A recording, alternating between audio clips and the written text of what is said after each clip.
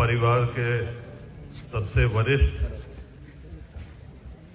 जिनका आशीर्वाद सन 93 से आज तक, और आशीर्वाद ही नहीं, कर्मठतापूर्ण आशीर्वाद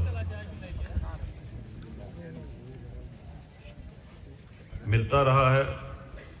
आदरणीय श्री बैजनाथ जी पांडे, आए हुए हमारे सभी सम्मानित वरिष्ठ जन, आप सभी लोगों के चरणों में प्रणाम और अपने सभी नौजवान साथियों का अभिनंदन। डॉक्टर ओझा, हमारे देखिए, कुछ रिश्ते जीवन में ऐसे होते हैं कि उनके लिए कोई शब्दावली, भैया जरा किनारे हो जाओ, बार बार कह रहे हैं, काहे ऐसे कर रहे हैं, किनारे हो जाए, आप भी देखिए, औरों को भी देखने दीजिए।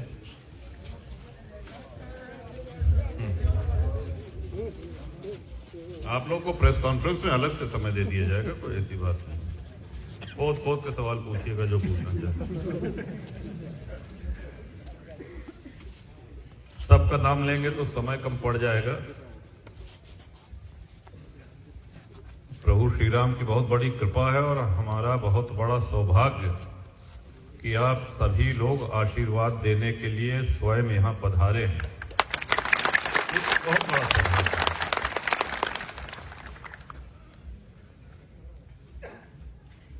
अपने विषय में कुछ बताना नहीं है, जो कमियां हैं, जो अच्छाइयां हैं, सबसे आप अवगत हैं, और ना अपने विषय में कुछ बढ़ा चढ़ा करके बताना है। ये चुनाव हर चुनाव से अलग है, क्योंकि पहली बार हम किसी दल से लड़ रहे हैं।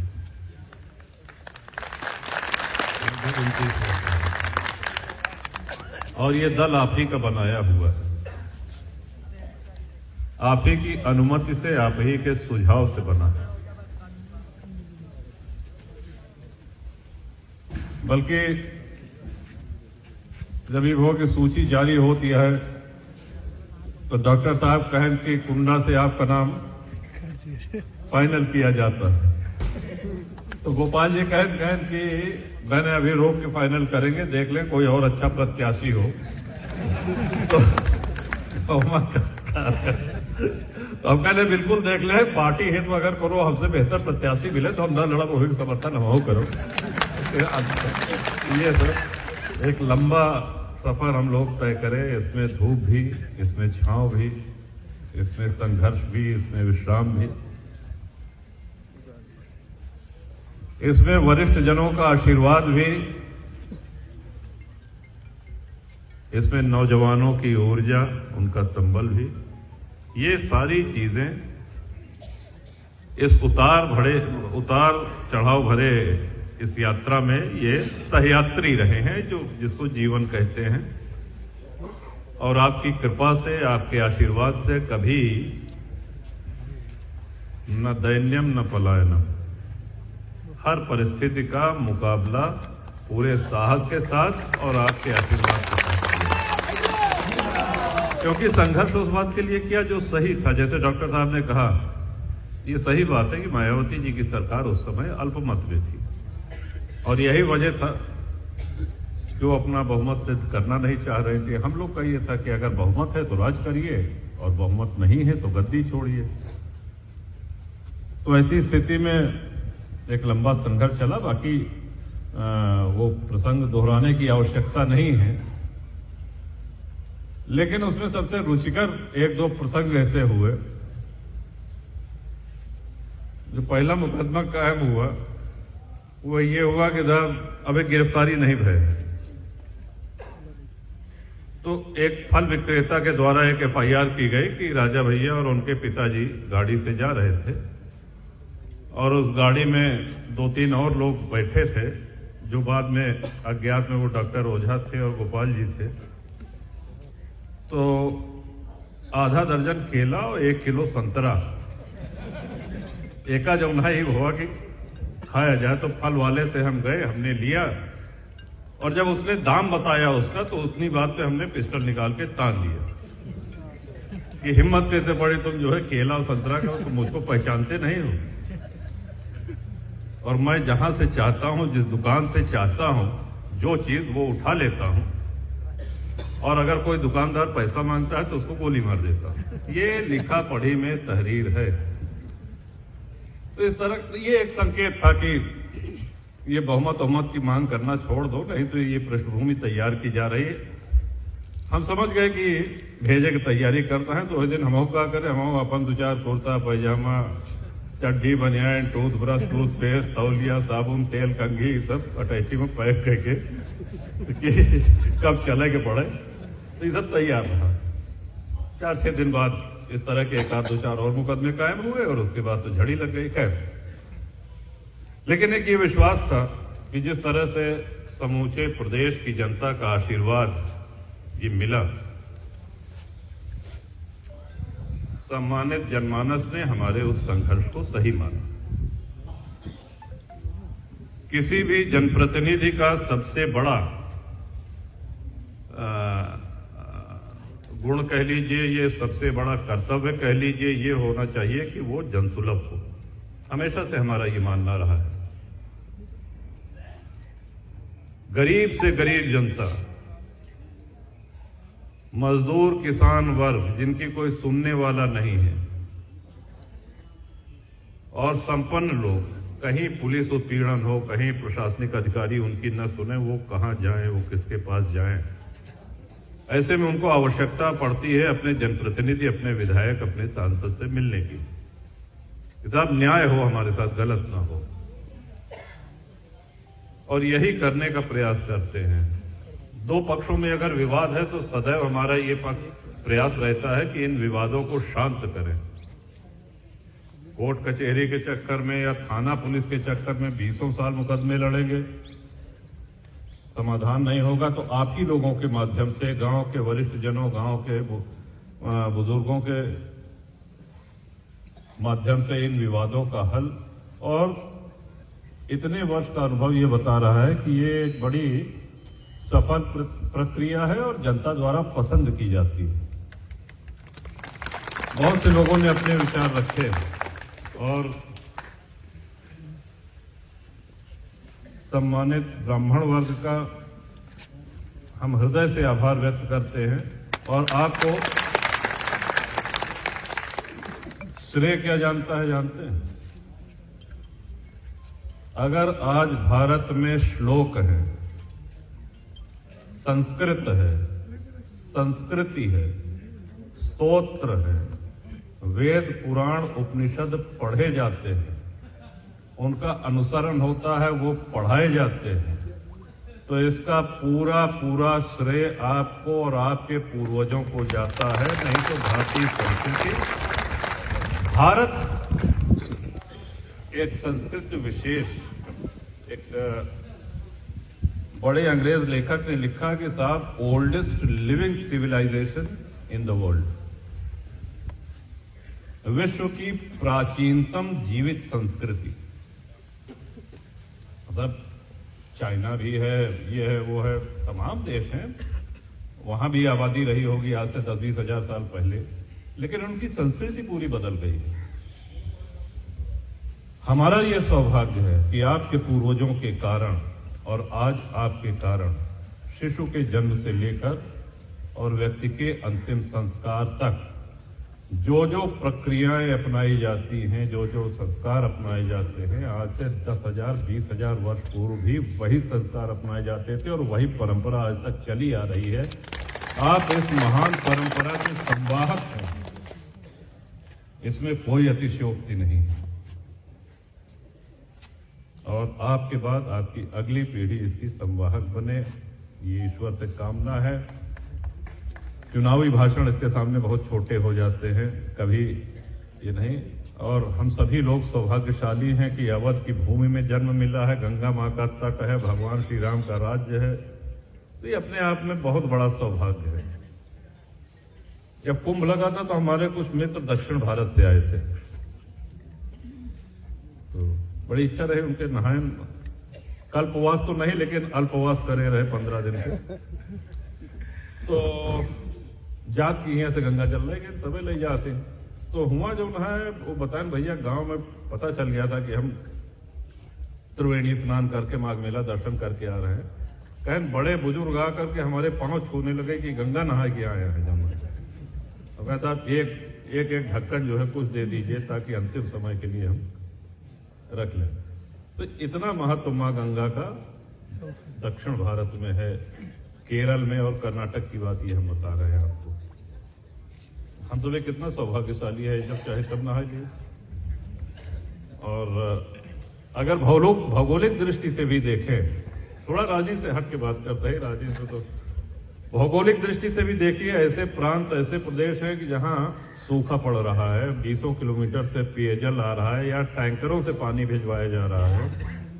और कई क्षेत्र ऐसे हैं जहां इतना बूढ़ा इतनी बाढ़ आती है कि त्रस्त हो जाते हैं आदमी, वहां सड़कों पर नाव चलनी पड़ती है, हर साल चलती है, घर टूट जाते हैं, बह जाते हैं। अपने यहाँ न सूखा प्रभावित क्षेत्र है न बाढ़ प्रभावित क्षेत्र है। देखिए पानी ज्यादा बरसा थोड़ा बहुत चाहता हो जाए वो बात अलग ही है, लेकिन भौगोलिक दृष्टि से हमारा ये अवध प्रांत, अवध जो है ये बहुत ही श्रेष्ठ है। इसलिए अपने आप को हम सभी लोग सौभाग्यशाली हम तो मानते हैं।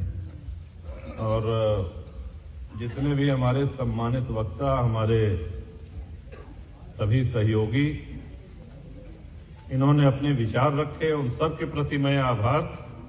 और बड़ी प्रसन्नता होती है जैसे अपना प्रचार के लिए टीम जाती है,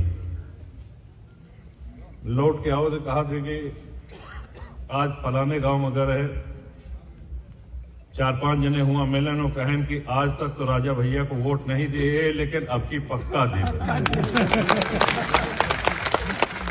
यही। तो ये हमारे बोले बहुत प्रसन्नता की बात है कि चले भले 28-29 साल लग गए प्रसन्न करेंगे, प्रसन्न तो भय। और एक बार जब प्रसन्न हो गए तो नाराज ना हो जाए। चुनाव इसलिए है कि जनप्रतिनिधि आपकी अच्छी सेवा कर सकें। सड़क, बिजली, पानी, शिक्षा, चिकित्सा, ये मूल 5 चीजें हैं जिनको हम विकास के नाम से जानते हैं।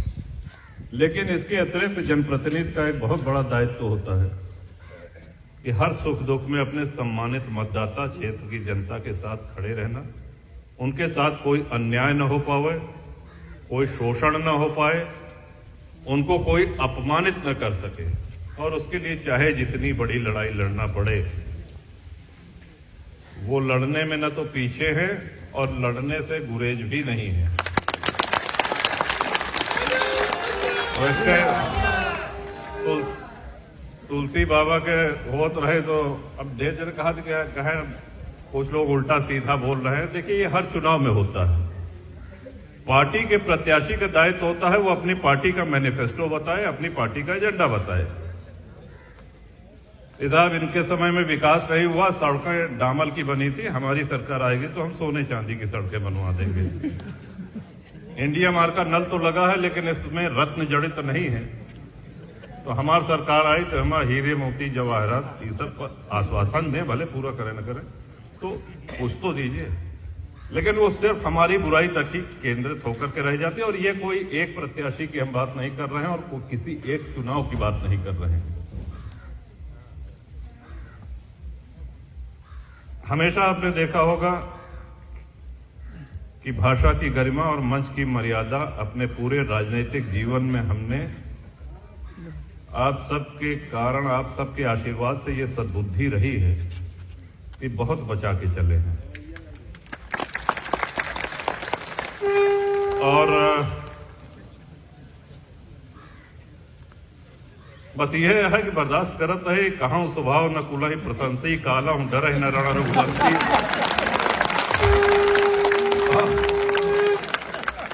10 तारीख तक हमों का इंतजार है।